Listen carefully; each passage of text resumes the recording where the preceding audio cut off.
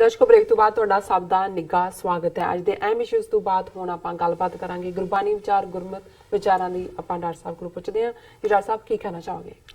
ਦੇਖੋ, ਥਰਸਡੇ ਦੇ ਪ੍ਰੋਗਰਾਮ 'ਚ ਅਸੀਂ ਭਗਤ ਨਾਮਦੇਵ ਜੀ ਦੀ ਬਾਣੀ 'ਤੇ ਵਿਚਾਰ ਕਰਦੇ, ਜਿਨ੍ਹਾਂ ਦਾ ਸੰਬੰਧ ਮਹਾਰਾਸ਼ਟਰ ਸਟੇਟ ਦੇ ਨਾਲ ਸੀ ਜੀ, ਔਰ ਉਹਨਾਂ ਦੀ ਬਾਣੀ ਦੇ 59 ਸ਼ਬਦ ਗੁਰੂ ਗ੍ਰੰਥ ਸਾਹਿਬ 'ਚ ਦਰਜ ਨੇ।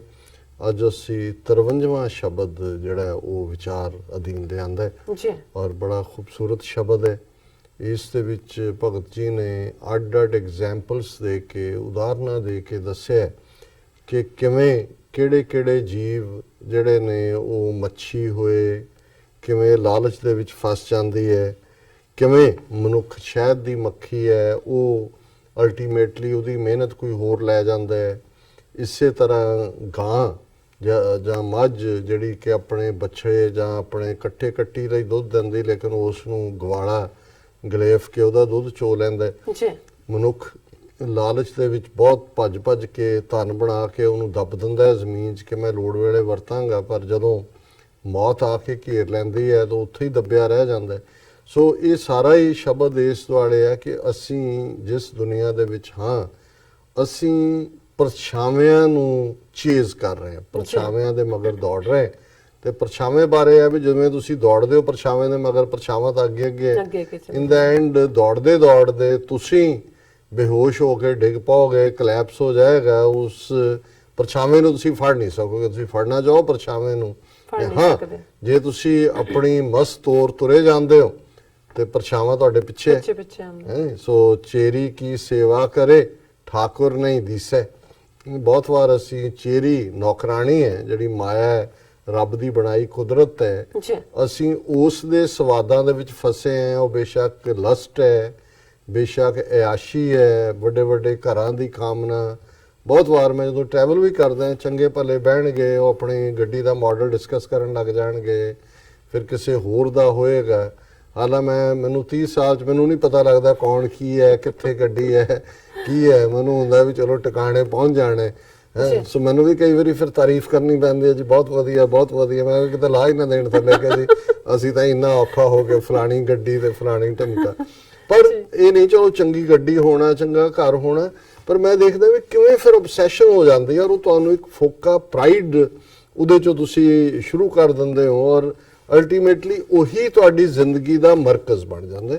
ਔਰ ਅੱਜ ਦੇ ਸ਼ਬਦ ਦਾ ਜਿਹੜਾ ਰਹਾਉ ਹੈ, ਸੈਂਟਰਲ ਆਈਡੀਆ ਪਹਿਲੀ ਤੁਕ ਦੇ ਵਿੱਚ ਹੀ ਹੈ, ਕਾਏ ਰੇ ਮਨ ਵਿਖਿਆ ਬਨ ਜਾਏ, ਭੂਲੋ ਰੇ ਠੱਗ ਮੂਰੀ ਖਾਏ।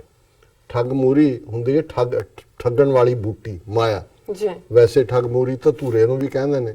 ਹੁਣ ਜਿਹੜਾ ਜ਼ਹਿਰ ਜਿਨ੍ਹਾਂ ਦੇ ਵਿੱਚ ਮੰਨਿਆ ਜਾਂਦਾ, ਹਾਲਾਂਕਿ ਸਾਰੀਆਂ ਹੀ ਹਰਬਸ ਜਿਹੜੀਆਂ ਹੈ ਉਹਨਾਂ ਦੇ ਵਿੱਚ ਜਿਹੜਾ ਜ਼ਹਿਰ ਮੋਰਾ ਹੈ ਉਹ ਵੀ ਹਰਬ ਹੈ, ਸੰਖੀਆ ਵੀ ਉਹਦੇ ਚੋਂ ਨਿਕਲਦਾ ਹੈ, ਸਾਰਾ ਉਸ ਕਿਸਮ ਦਾ ਹੀ ਹੁੰਦਾ।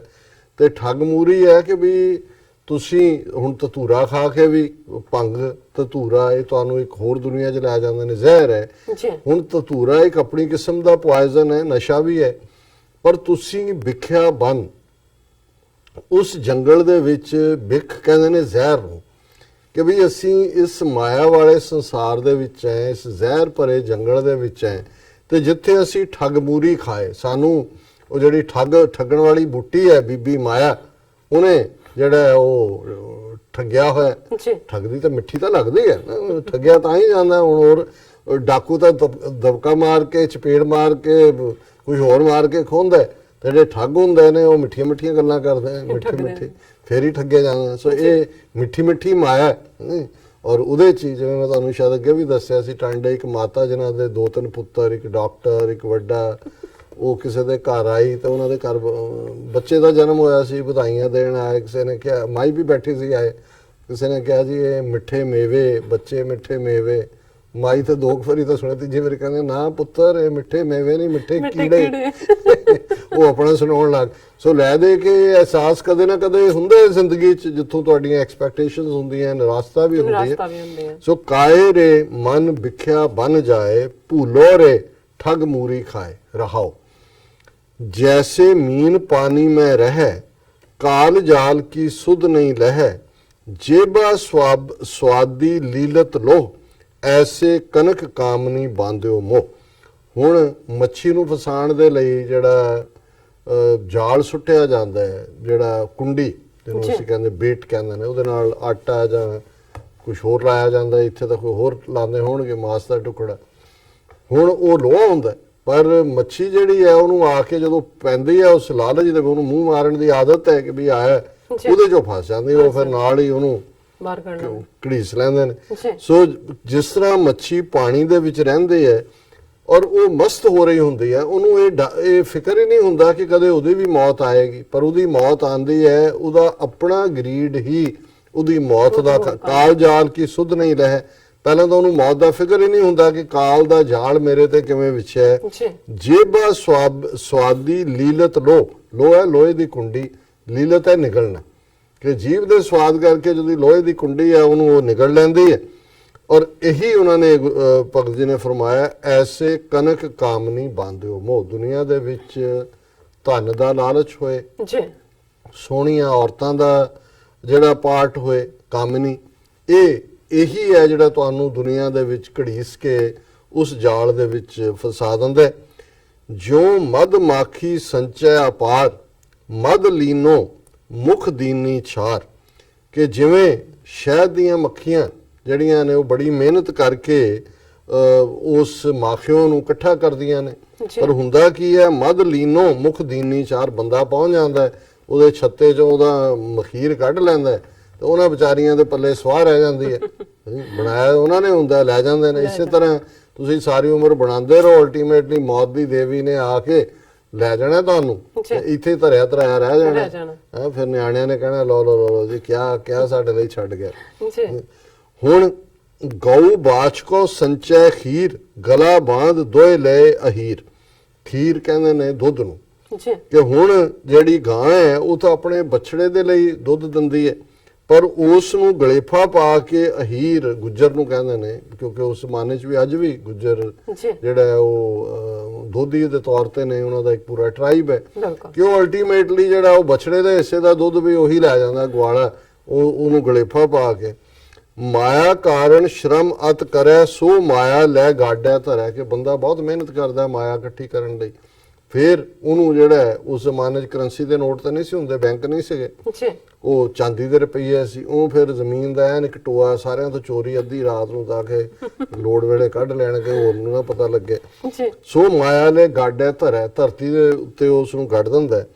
ਅਤ ਸੰਚੈ ਸਮਝੈ ਨਹੀਂ ਮੂੜ, ਧਨ ਧਰਤੀ ਤਨ ਹੋਏ ਗਏ ਧੂੜ। ਕਿ ਉਹ ਬੜਾ ਇਕੱਠਾ ਕਰਕੇ ਜਿਹੜਾ ਹੈ ਉਹਨੂੰ ਦਬਾਉਂਦਾ ਹੈ, ਪਰ ਉਹ ਮੂਰਖ ਸਮਝਦਾ ਨਹੀਂ ਕਿ ਵੀ ਅਲਟੀਮੇਟਲੀ ਜਦੋਂ ਤਨ ਨੇ ਸਵਾਹ ਹੋ ਜਾਣਾ ਤੇ ਉੱਥੇ ਹੀ ਦਬੇ ਰਹਿ ਜਾਣਾ। ਉਹਨੂੰ ਕਿਨੇ, ਉਹ ਤਾਂ ਤੂੰ ਵਰਤ ਵੀ ਨਹੀਂ ਸਕਣਾ, ਮੌਤ ਕਦੋਂ ਆ ਜਾਣੀ ਹੈ ਇਹ ਤਾਂ ਕੋਈ ਨਿਸ਼ਚਿਤ ਨਹੀਂ ਹੈ। ਕਾਮ ਕ੍ਰੋਧ ਤ੍ਰਿਸ਼ਨਾ ਅਤ ਜਰੈ, ਸਾਧ ਸੰਗਤ ਕਬਹੂ ਨਹੀਂ ਕਰੈ। ਕਹਿਤ ਨਾਮ ਦਿਓ ਤਾਚੀ ਆਣ, ਨਿਰਭੈ ਹੋਏ ਭਜੀਐ ਭਗਵਾਨ। ਕਿ ਭਾਈ ਮਨੁੱਖ ਜਿਹੜਾ ਹੈ ਲਸਟ ਦੇ ਵਿੱਚ, ਗੁੱਸੇ ਦੇ ਵਿੱਚ, ਡਿਜ਼ਾਇਰਸ ਦੇ ਵਿੱਚ, ਤ੍ਰਿਸ਼ਨਾ ਦੇ ਵਿੱਚ ਸੜ ਰਿਹਾ, ਇਹ ਚੀਜ਼ਾਂ ਸਾੜਦੀਆਂ ਨੇ। ਔਰ ਮੈਂ ਦੇਖਦਾ ਵੀ ਈਰਖਾ ਹੈ ਕਿਸੇ ਬਾਰੇ ਤੁਹਾਡੇ ਮਨ 'ਚ, ਉਹਨੂੰ ਹਸਦ ਕਹਿੰਦੇ ਨੇ ਸਾਡੇ ਲਹਿੰਦੇ ਪੰਜਾਬ 'ਚ। ਜੇ ਤੁਹਾਡੇ 'ਚ ਹਸਦ ਹੈ, ਈਰਖਾ, ਉਹ ਐਸੀ ਸੜਾਂਧ ਹੁੰਦੀ ਹੈ, ਤੁਸੀਂ ਸੜਦੇ ਰਹਿੰਦੇ ਹੋ ਤੁਸੀਂ। ਇਸੇ ਤਰ੍ਹਾਂ ਡਿਜ਼ਾਇਰਸ ਨੇ, ਜਦੋਂ ਤੁਸੀਂ ਕਿਸੇ ਨੂੰ ਵੱਧਦਾ ਫੁੱਲਦਾ ਦੇਖਦੇ ਹੋ, ਤੁਹਾਡੇ ਅੰਦਰ ਅੱਗ ਲੱਗੀ ਹੁੰਦੀ ਹੈ ਕਿ ਵੀ ਇਹ ਕਿਵੇਂ, ਇਹ ਕਿੱਥੋਂ ਬਣ ਗਏ ਤੇ ਮੈਂ ਰਹਿ ਗਿਆ। ਸੋ ਇਸੇ ਲਈ ਗੁਰੂ ਸਾਹਿਬ ਨੇ ਫਰਮਾਇਆ ਸੀ, ਬਿਨਾਂ ਸੰਤੋਖ ਨਹੀਂ ਕਉ ਰਾਜੈ। ਜੇ ਕੋਈ ਰੱਜਦਾ ਹੈ ਤੇ ਸੰਤੋਖ ਨਾਲ ਰੱਜਦਾ। ਤੇ ਭਗਤ ਜੀ ਕਹਿੰਦੇ ਨੇ, ਅਸੀਂ ਕਾਮ ਕ੍ਰੋਧ ਔਰ ਡਿਜ਼ਾਇਰਸ ਦੀ ਅੱਗ ਵਿੱਚ ਸੜਦੇ ਹਾਂ, ਕਦੇ ਰੱਬ ਦੇ ਬੰਦਿਆਂ ਦੀ ਸੰਗਤ ਦੇ ਵਿੱਚ ਨਹੀਂ ਬੈਠੇ। ਔਰ ਨਾਮਦੇਵ ਫਰਮਾਉਂਦੇ ਨੇ, ਤਾਚੀ ਆਣ, ਕਿ ਉਸੇ ਹੀ ਪ੍ਰਭੂ ਦੀ ਓਟ ਹੈ। ਨਾਮਦੇਵ ਕਹਿੰਦੇ ਨੇ, ਹੇ ਵਾਹਿਗੁਰੂ, ਮੈਨੂੰ ਤੇਰਾ ਸਹਾਰਾ, ਨਿਰਭੈ ਹੋਏ ਭਜੀਐ ਭਗਵਾਨ। ਔਰ ਤੇਰਾ ਜੇ ਸਹਾਰਾ, ਫਿਰ ਕਿਸੇ ਦਾ ਕੋਈ ਖੌਫ ਨਹੀਂ, ਔਰ ਬੇਖੌਫ ਹੋ ਕੇ ਤੇਰੀ ਯਾਦ ਦੇ ਵਿੱਚ ਜੁੜਨਾ, ਇਹੀ ਜੀਵਨ ਦਾ ਮਕਸਦ ਹੈ। ਜੀ ਡਾਕਟਰ ਸਾਹਿਬ, ਤੁਹਾਡਾ ਬਹੁਤ ਬਹੁਤ ਸ਼ੁਕਰੀਆ। ਤੁਸੀਂ ਅੱਜ ਦੇ ਅਹਿਮ ਇਸ਼ੂ ਤੇ ਅੱਜ ਦਾ ਵਿਚਾਰ ਸਾਡੇ ਦਰਸ਼ਕਾਂ ਨਾਲ ਸਾਂਝਾ ਕੀਤਾ। ਇਸ ਆਪਣੇ ਵਿਊਅਰਸ ਕੋਲ ਨੇ ਇਜਾਜ਼ਤ। ਵਿਊਅਰਸ, ਤੁਹਾਡਾ ਬਹੁਤ ਬਹੁਤ ਸ਼ੁਕਰੀਆ। ਤੁਸੀਂ ਆਪਣੇ ਕੀਮਤੀ ਸਮੇਂ ਵਿੱਚ ਸਮਾਂ ਕੱਢ ਕੇ ਸਾਨੂੰ ਆਪਣੇ ਰਾਏ ਤੇ ਸੁਝਾਅ ਭੇਜੇ ਨੇ ਤੇ ਭੇਜਦੇ ਰਹਿਣਾ ਸਾਡੇ ਇਸ ਪਤੇ ਤੇ SOS@tvreports.tv ਤੇ ਅਸੀਂ ਆਪਣਾ ਪ੍ਰੋਗਰਾਮ ਲੈ ਕੇ ਫਿਰ ਦੁਬਾਰਾ ਤੁਹਾਡੇ ਸਾਹਮਣੇ ਹੋਵਾਂਗੇ। ਤਦ ਤੱਕ ਲਈ ਮੈਨੂੰ ਤੇ ਆਪਣਾ ਸੁਣਾ ਗਿਆ ਦੋ ਦਿਖਦੀ ਰਹੋ ਜੀ ਵੇਰੀ ਫੋਨ ਪਲਾ ਦਿਓ ਫਤਿਹ। ਵਾਹਿਗੁਰੂ ਜੀ ਕਾ ਖਾਲਸਾ ਵਾਹਿਗੁਰੂ ਜੀ ਕੀ ਫਤਿਹ।